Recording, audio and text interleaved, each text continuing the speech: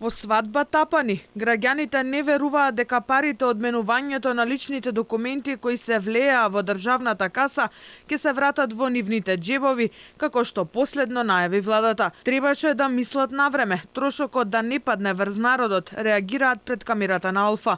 Министерот за надворешни работи вели се размислува истрошените средства за вадење нови документи и покрај тоа што старите не се истечени да им се рефундираат на граѓаните.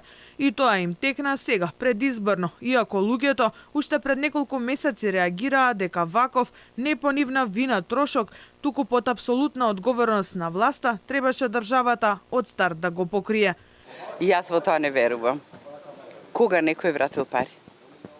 Не верувам за такво нешто. Може предизборно сега да за гласачите да се одлучат? Дај Боже, ама јас исто не верувам. И предизборно тоа се големи пари. Убаво што ги собраа, а сега да ги вратат, тоа не верувам баш. Ваден е пред 4 години, значи требаше тоа да биде решено од самиот почеток на договорот. Тоа беше најбитното што требаше да го направат. Затоа што вадевме пасоши, а уствари ги вадевме со старите ознаки. Требаше одма. Значи, после година дена вадевот која беше договорот направен и што направивме сега, брзи постапки, повеќе пари да се дадат. Значи, плаќаме нешто што стварно не е како што треба. Страмот. Грција дури испратила и известување до другите држави дека по 12 февруари патните исправи на македонските граѓани нема да важат. Денес многу? Па не. Се завршува брзо? Брзо. Да.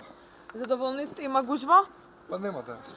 Земавте документите, завршите работа? го земавме. Има гужва? Нема никој. Јас отидов таму немаше никој. Колку за 15 на минути се завршува работа? Нема никој. Можноста за враќање на парите на граѓаните доаѓа во време на техничка влада и на помалку од 3 месеци до претседателските и парламентарните избори. Владата од декември минатата година активираше цел сет мерки предизборно во очаен обид да привлече макар еден глас плюс. Тука е 6-месечниот пакет антикризни мерки, кој опфаќа само 180.000 пензионери од над 330.000 во Македонија, кои добиваат од 1.500 до 3.000 месечно. Во истите мерки се одвоија пари за превоз на студентите кои не живеат во градот во кој студираат, помош за учениците кои доаѓаат од сиромашни семејства, што ќе важи само до април, иако голем дел од децата воопшто не добиле, иако имаат поднесено документи. Дел од пакетот се и поволни кредити за компаниите преку Европска инвестицијска банка и Развојната банка, кои претходно беа достапни за оние кои се квалификуваат. Бидејќи е јасно дека и овие предизборни умилкувања на власта нема да вродат плод, раководството на ДУИ веднаш употребува националистичка реторика, па првиот човек во последниот јавен настап не заборави да нагласи дека без албанците оваа земја немала ниту иднина, ниту постоење.